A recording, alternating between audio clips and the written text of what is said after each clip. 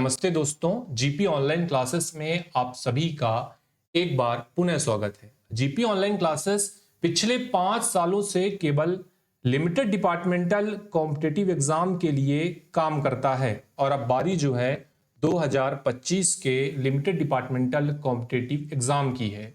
यदि आप 2025 में पोस्टल असिस्टेंट, सॉर्टिंग असिस्टेंट का एग्जाम देने जा रहे हैं, आपको पता है कि एग्जाम जो है आगामी तिथि के लिए पोस्टपोन कर दिया गया है।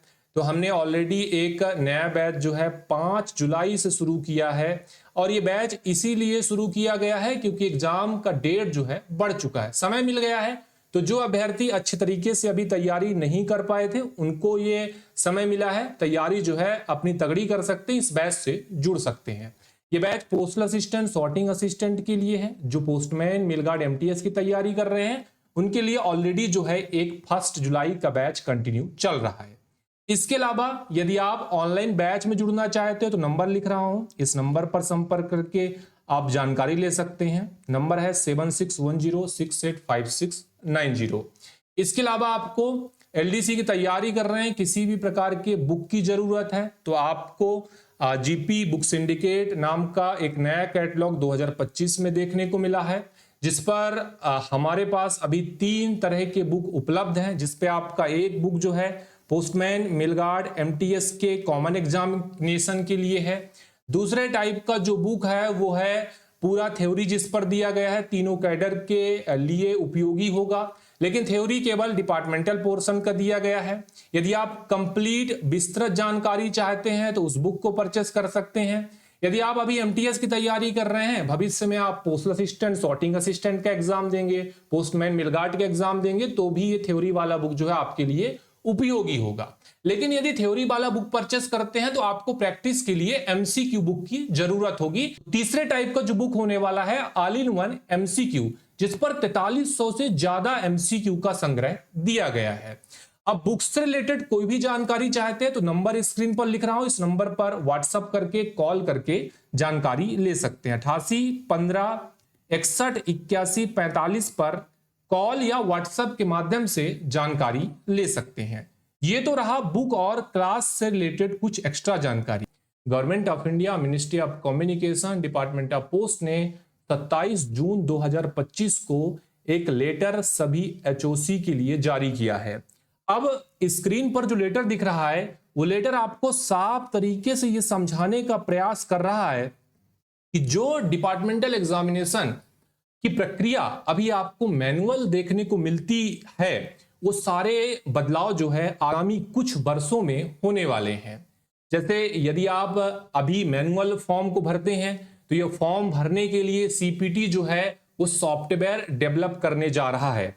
जैसे आपका चाहे सेंट्रलाइज एग्जामिनेशन हो, डिसेंट्रलाइज एग्जामिनेशन हो, जब भी मैं सेंट्रलाइज एग्जामिनेशन बोलूंगा तो आपको समझना है जो एग्जामिनेशन डायरेक्टरेट कंडक्ट करता है, जैसे आईपी का एग्जाम हो गया, ग्रुप बी का एग्जाम हो गया।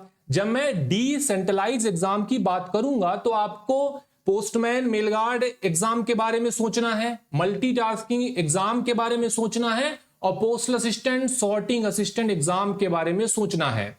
तो फिलहाल में मैं आपसे ये बता रहा था कि भाई सीपीटी जो है अपने एग्जाम के लिए, एलडीसी एग्जाम के लिए ऑनलाइन सॉफ्टवेयर डेवलप करने जा रहा है और कुछ कैडर के लिए इसकी तैयारी जो है पूरी हो चुकी है। इस पर टेस्टिंग का काम होने वाला है।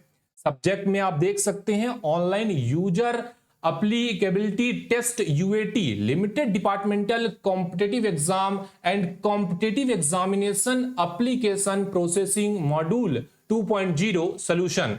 अब 2.0 बहुत तेजी से चल रहा है, आप सभी को पता है। अब 2.0 में एक बड़ा बदलाव ये भी होने वाला है कि सारे जो प्रोसेस होंगे फॉर्म भरने के वो अभी आपको साइट पे जाके सारे फिलअप करने पड़ेंगे। ऑर्डर ऑफ प्रेफरेंस जो है वो आपको साइट पे जाके फिलअप करना पड़ेगा, सर्विस वहां पे डालना पड़ेगा, अपना डेट ऑफ बर्थ डालना पड़ेगा। लेकिन जो प्रक्रिया का मैं बात कर रहा हूं, ये प्रक्रिया अभी केवल जो है वो आईपी एग्जाम के लिए बनाया जा रहा है। आगामी कुछ वर्षों में आपको डिसेंट्रलाइज एग्जामिनेशन जैसे पोस्टल असिस्टेंट, सॉर्टिंग असिस्टेंट का एग्जाम, इसके अलावा पोस्टमैन, मेलगार्ड का एग्जाम और मल्टीटास्किंग एग्जाम के लिए भी देखने को मिल सकता है। तो फिलहाल में मैं कुछ एग्जाम के नाम आपको बता रहा हूं। ये स्क्रीन पर जो आप लेटर देख पा रहे हैं, ये सारे एग्जाम के लिए, जैसे आपका GDS2 MTS postman mail guard है, GDS2 PA एग्जाम है, MTS2 पोस्टमैन है, MTS2 PSA है, इसके अलावा PSA2 IP है, इसके अलावा LSD IP2 ग्रुप B के एग्जाम हैं। इसके अलावा ये बताया गया है कि 2025 में जो अपकमिंग IP का एग्जाम है उसके लिए जो फॉर्म भरने का सबमिशन का जो प्रक्रिया होगा इसी सॉफ्टवेयर के माध्यम से किया जाएगा। कौन कौन से निर्देश डायरेक्टरेट के द्वारा सर्किल को दिए गए हैं, समझने वाला पॉइंट ये हो जाता है।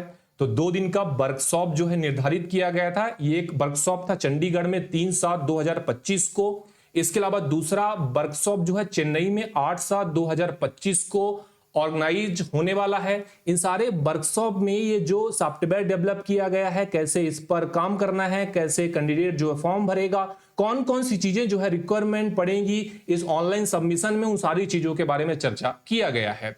इसके अलावा जो डिसेंट्रलाइज एग्जामिनेशन है उसके बारे में मैंने बताया कि 2025 में तो ये बिल्कुल लागू नहीं होगा, लेकिन अपकमिंग एग्जाम 2026, 2027 या 2028 में ये लागू होने का पूरा चांस हो चुका है।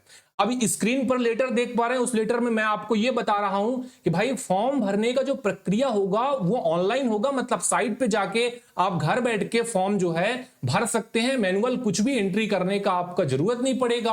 आप ऑनलाइन जो है एडमिट कार्ड डाउनलोड कर सकते हैं। लेकिन इंपॉर्टेंट चीज ये हो जाता है कि भाई साहब अभी जो है आपको केवल फॉर्म भरने का यह प्रक्रिया बताया जा रहा है। आने वाले कुछ दिनों में आपका जो पेपर लेने का प्रक्रिया है वो भी बंद हो सकता है, OMR का प्रक्रिया भी बंद हो सकता है। मतलब पूरी तरीके से जो LDC है वो ऑनलाइन में कन्वर्ट हो सकता है। डिपार्टमेंट ऑफ पोस्ट ने इसके सीधे संकेत जो है दे दिए हैं। अब हम बात करें कि भाई 2 कैटेगरी में इसको डिवाइड कर दिया गया है, group A circle, group B circle. और वहां के जो भी AD हैं, जो डिपार्टमेंटल एग्जाम से रिलेटेड चीजों को देखते हैं, नोडल ऑफिसर हैं, APMG हैं, उनको निर्देश दे दिया गया है कि UAT करना है, यूजर एक्सेप्टेंस टेस्टिंग जो है वो करना है। बहुत सारे मैक्सिमम कैंडिडेट को लेकर ये सबमिशन करना है, ट्रायल करना है, सभी लेवल पर ज्यादा से ज्यादा सबमिशन करना है और ये देखना है कि कौन से उनके फीडबैक आ रहे हैं, क्या कमेंट आ रहे हैं, क्या सजेशन आ रहे हैं। उसी के हिसाब से यदि कोई परेशानी होती है तो इन सारी परेशानियों को CPT के साथ साझा करना है। अब ये जो लेटर था वो था आपका, जो मैंने बताया कि डिपार्टमेंटल एग्जामिनेशन जो है अभी एक अलग लेवल में जाने की स्थिति में आ चुका है। बहुत दिनों से डिपार्टमेंटल एग्जामिनेशन कंडक्ट किए जा रहे हैं, प्रोसेस मैनुअल हो रहा था, लेकिन अभी स्थिति ये है कि अभी आपको बहुत सारी चीजें ऑनलाइन देखने को मिलने वाली है। स्क्रीन पर कुछ आपको SOP दिखाई दे रहे हैं। ये SOP जो है वो आपके डिपार्टमेंटल एग्जाम के एप्लीकेशन प्रोसेसिंग से रिलेटेड है, जहां पर कैंडिडेट जो है वहां जाकर अपनी ID क्रिएट करेगा, उसके बाद जो है फॉर्म का सबमिशन करेगा। इस SOP के बारे में आगामी दिनों में हम चर्चा करेंगे जब ये SOP जो है डिसेंट्रलाइज एग्जाम के लिए लागू हो जाएगा। फिलहाल में ये जो प्रोसेस है 2025 में केवल IP कैडर के लिए ही देखा जा रहा है और 2026 या आगे आने वाले वर्षों में जो भी डिसेंट्रलाइज एग्जाम है, postal assistant, sorting assistant, postman mail guard या MTS के, वो सारे एग्जामों के लिए भी चर्चा की गई है। तो कहने का मतलब है कि अभी आप जो फॉर्म ऑफलाइन भरते हैं वो सारे फॉर्म आपको ऑनलाइन भरने पड़ेंगे, एडमिट कार्ड ऑनलाइन डाउनलोड करना पड़ेगा। और यहां तक कि ये भी संकेत हो सकते हैं कि जो एग्जाम अभी आप OMR सीट में देते हैं तो आगामी कुछ वर्षों में ये सारे एग्जाम जो है किसी सॉफ्टवेयर के माध्यम से ऑनलाइन लिए जा सकते हैं। तो फिलहाल में इस लेटर में जो भी चीजें थी, इंपॉर्टेंट चीजें, सारी चीजों के बारे में हमने चर्चा कर ली है। डिपार्टमेंटल एग्जाम से रिलेटेड डिपार्टमेंट ऑफ पोस्ट ने पिछले 5 से 6 सालों में बड़े बड़े कदम उठाए हैं, जैसे टाइम से एग्जाम कैलेंडर जारी करना, एग्जाम को सही तरीके से लेना, सही गाइडलाइन को जारी करना, इसके अलावा सर्किल को सही इंस्ट्रक्शन देना। बल्कि सर्किल ही कुछ ऐसे चीजों को फॉलो नहीं करता। बहुत सारे सर्किल ऐसे हैं, मैंने 5 से 6 साल का एक्सपीरियंस देखा हुआ है कि सर्किल जो है एक ही पेपर को 3-3 साल तक कंटिन्यू करता है। बहुत सारे ऐसे सर्किल हैं जो कि पेपर में क्वेश्चन तक चेंज नहीं करते हैं, और बहुत सारे ऐसे इशूज हैं जिनको सर्किल को काम करना जरूरी हो जाता है।